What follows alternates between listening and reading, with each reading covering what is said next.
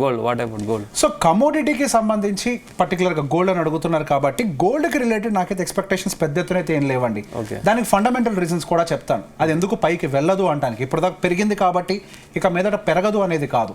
So బేసిక్గా మనకి uncertainties ఉన్నప్పుడు మాత్రమే కమోడిటీ అంటే గోల్డ్ అనేది పైకి వెళ్తుంది.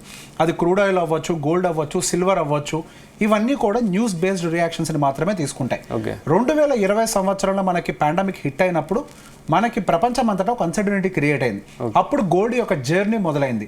అది అక్కడితోటి ఎండ్ అవ్వలేదు. ఆ తర్వాత రష్యా ఉక్రెయిన్ వార్ వచ్చింది, ఇజ్రాయెల్ వార్ వచ్చింది, మనకి యూఎస్లో ప్రైవేట్ బ్యాంకింగ్ క్రైసిస్ ఏమైనా వస్తుందేమన్న భయాన్ని క్రియేట్ చేసింది, రిసెషన్ ఫియర్ వచ్చింది, ప్రపంచవ్యాప్తంగా ఎలక్షన్స్ వచ్చాయి. మనకి దాదాపుగా 60% ఆఫ్ ద వరల్డ్ పాపులేషన్ మనకి ఎలక్షన్స్లో పార్టిసిపేట్ చేసాయి. ఇదంతా అన్సర్టనిటీ అనమాట. అన్సర్టనిటీస్ వల్ల మనకి గోల్డ్ అనేది హయ్యర్ సైడ్కి మూవ్ అయింది.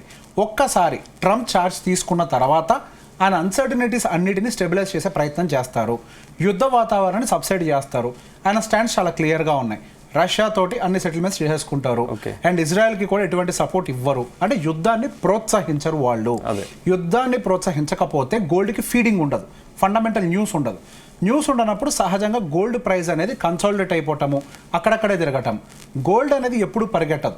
మీరు గోల్డ్ యొక్క చార్ట్ను ఓపెన్ చేసి చూస్తే గోల్డ్ చాలా సంవత్సరాలు కదలకుండా ఉన్న సంవత్సరాలు చాలా ఉన్నాయి.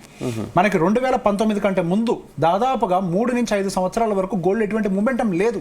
ఒకటే ప్రైజ్లో 30 నుంచి 35 వేల రూపాయల ప్రైజ్లోనే గోల్డ్ అనేది స్ట్రక్ అయిపోయింది. ఆ తర్వాత అన్సర్టనిటీస్ వల్ల మాత్రమే అది పైకి మూవ్ అయింది.